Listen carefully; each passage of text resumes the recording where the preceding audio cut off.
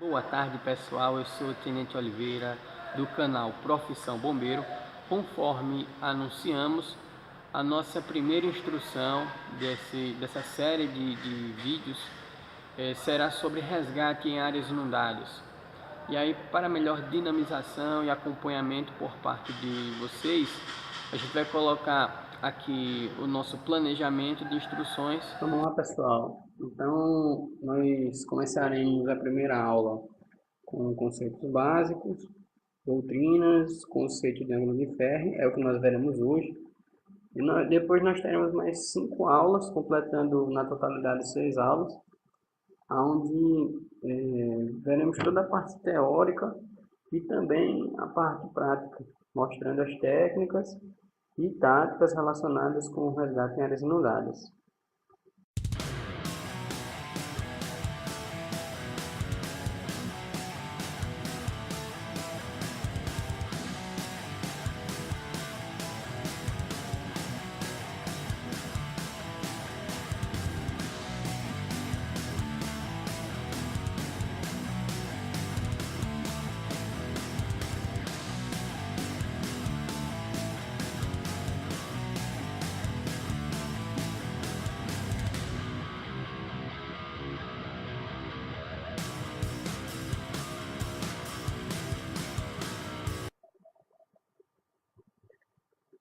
E em nossa primeira aula, pessoal, será sobre inicialmente os conceitos básicos, né?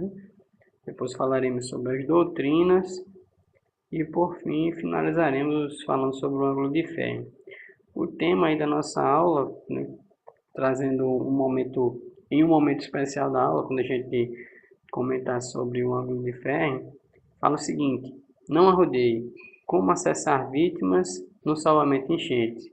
Então teremos a participação especial do Sargento Gouveia, né? E ele vai dar algumas dicas para a gente sobre a questão da gente, na parte de atravessar um curso d'água, qual é a melhor forma da gente fazê-lo, de forma que a gente tenha maior eficiência. Para iniciarmos a comentar sobre enchentes, sobre inundações, enfim, sobre resgate em áreas inundadas, nós precisamos saber a diferença entre enchente, entre inundação e entre alagamento. Então, quando acontece a elevação do nível das águas dentro do curso d'água, atingindo a cota máxima desse curso d'água, mas não ultrapassa a calha do rio, é o que a gente tem, que a gente chama de enchente, ok? Então não acontece o extravasamento das águas da calha do rio, não acontece, então isso é enchente. Agora, a partir do momento que acontece o extravasamento, o nível da água aumenta, e aí atinge a cota máxima e ultrapassa a cota máxima, aí a gente deixa de ter um enchente e a gente passa a ter uma inundação. Já o alagamento é quando a gente tem ali o acúmulo momentâneo de águas em determinado local pela deficiência de drenagem daquele local. O exemplo mais claro disso é o campo de futebol. Então, um campo de futebol que não tem uma drenagem adequada, né, fica acumulando água ali e aquilo é um alagamento. Nós vimos alguns aspectos conceituais e é muito importante para o resgate em áreas inundadas a gente ter uma base teórica, a gente falar sobre a questão das doutrinas, porque para realizar a atividade as táticas e técnicas de resgate em áreas inundadas, na verdade ocorre um empréstimo de técnicas de salvamento em altura, de salvamento terrestre, de salvamento aquático, né, e uma mescla dessas técnicas, né, foram criadas novas técnicas, né, mudando muitas vezes da parte de salvamento em altura, trazendo o plano vertical para um plano horizontal, né, tendo como a substituição da força da gravidade no plano vertical pela força da correnteza no plano horizontal. É mais ou menos essa dinâmica que ocorre dentro do resgate em áreas inundadas, E aí a gente vai iniciar comentando sobre a doutrina de busca e salvamento. Vamos lá. Então, a gente tem que ter a premissa para realizar a atividade de bombeiro, que a segurança do socorrista ela vem em primeiro lugar. Então, eu tenho que estar seguro, eu tenho que estar com o EPI adequado para realizar a atividade. A minha equipe ela tem que estar também devidamente paramentada, né, segura para realizar a atividade. E a partir desse momento que eu tenho essa cena, né, aí eu posso me lançar para realizar qualquer tipo de salvamento, né, fazer qualquer tipo de abordagem a alguma vítima. Para a gente ter sucesso nas ocorrências de bombeiros, essa doutrina ela se remete a um método mnemônico chamado LAET, ok? E o que quer dizer esse método? Então, primeiro eu tenho que seguir, e é seguido passo a passo, né? Seguido exatamente nessa ordem. Vamos lá. Então, LAET. Primeiro, eu vou localizar a vítima. Então, isso pode acontecer, por exemplo, numa ocorrência de mergulho. Eu vou fazer uma busca subaquática para localizar, né, o cadáver. Eu simplesmente, quando eu vi onde a vítima está, isso significa localizar, acessar a vítima. Então eu já localizei a vítima, já sei aonde a vítima está, então agora eu preciso chegar até ela para poder realizar o salvamento, ok? Então, para acessar a vítima, muitas vezes eu vou ter que transpor um curso d'água, muitas vezes, por exemplo, num resgate em poço, eu sei que a vítima está lá embaixo no poço, mas eu vou ter que acessar, chegar até a vítima lá embaixo no poço, fazer as amarrações para trazer ela de volta. Então, acessar essa distância entre o resgatista e a vítima, que você sabe exatamente onde ela está. Próximo passo é estabilizar. Então, eu localizei a vítima, eu já acessei a vítima e agora eu vou estabilizar. Então, eu vou estabilizar fazendo o quê? Imobilizando a vítima, eu vou ali minimizar os danos que ela já teve e após esse passo, então eu localizei a vítima, eu acessei a vítima, eu estabilizei a vítima, então agora eu vou trazer a vítima para um ambiente de segurança. E aí é o que a gente chama de transporte. Então eu vou tirar a vítima daquele local, que era um local de risco, e vou transportar ela para um local seguro até a chegada no hospital de referência, dependendo do caso, dependendo da gravidade que a lesão da vítima apresentar. Ainda falando sobre doutrinas, a doutrina de salvamento aquático ela é extremamente importante dentro do contexto de resgate em áreas inundadas. Então, ela vai nos auxiliar para melhor tomada de decisão no momento da ocorrência. Observe que existe uma indefinição em relação à prioridade de será que eu devo realizar o nado, será que eu devo utilizar uma balsa inflável de salvamento enchente, será que eu devo utilizar a sacola de arremesso para poder acessar a vítima. Então são dúvidas que a gente consegue sanar através dessa doutrina. E existe um método mnemônico e vai aparecer um quadrinho para vocês agora. E esse quadrinho ele remete também a riscos. E é importante a gente fazer essa associação. Observem que o primeiro, que o grau de risco mais baixo é alcançar. E o que significa alcançar?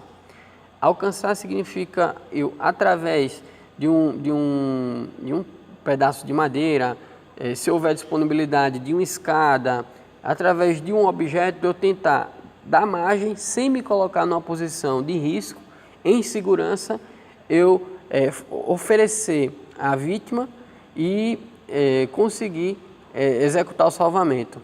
Obviamente, numa situação de enchente, numa situação de áreas inundadas, nem sempre vai ser possível realizar essa técnica. Na maioria das vezes não vai ser possível. Então, não sendo possível você realizar o salvamento através de alcançar, aí a gente vai tentar arremessar.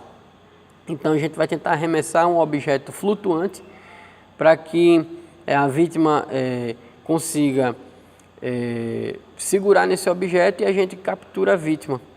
Então, é a segunda opção. Quando eu não consigo alcançar, eu vou tentar arremessar. Já existe um risco moderado, mas é a minha segunda opção. A terceira opção, já com um risco considerável, seria eu remar. Então, vou entrar dentro de uma balsa inflável de salvamento de enchentes, né, e vou tentar acessar a vítima ou acessar outra margem, né, aquilo que a ocorrência requerer, através do remo. Então, a partir do momento que eu não consigo alcançar, não consigo arremessar, eu vou tentar remar. A quarta opção, na verdade, seria nadar ou entrar na água. Então, observem que primeiro, antes de eu entrar na água, que seria uma opção extremamente arriscada, entrar na água, eu vou ter que levar em consideração que eu não consegui acessar a vítima ou um local que eu queira acessar, nem alcançando, nem arremessando, nem fornecendo um objeto e nem através do remo, do bote. E aí é que eu vou tentar executar o nado, ok? E por fim, ocorrências de maior complexidade, somente é possível realizá-la através da utilização de helicópteros. Então, essa doutrina do salvamento aquático ela é extremamente importante para que a gente tenha sucesso nas ocorrências e tome a melhor decisão. Ângulo de ferro significa o ato de atravessar um rio. Se você quer atravessar um curso d'água, se você quer acessar uma vítima dentro de um curso d'água, temos que aproveitar a força da correnteza. Então, não arrodeie, não escolha.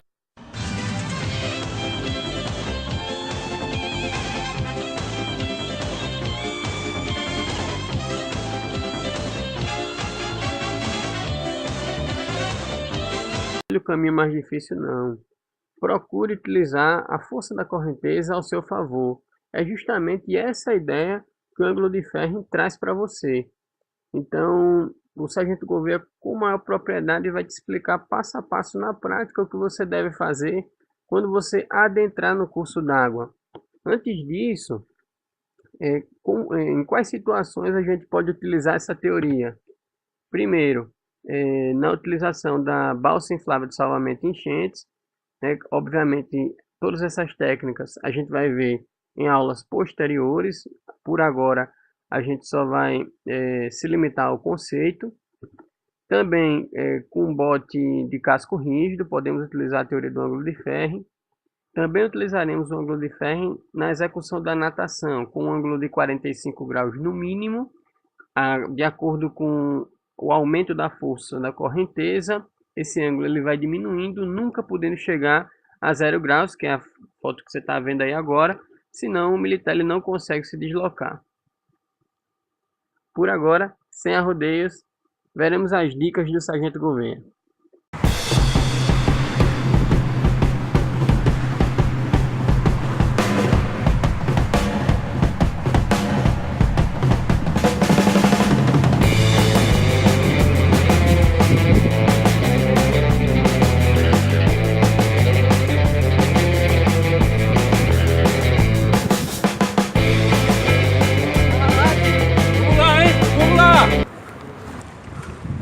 Na vida tem um preço. O Tenente Oliveira me acionou para que a gente pudesse fazer algumas instruções ou algumas explicações. Peraí, pô. Calma, tenha calma.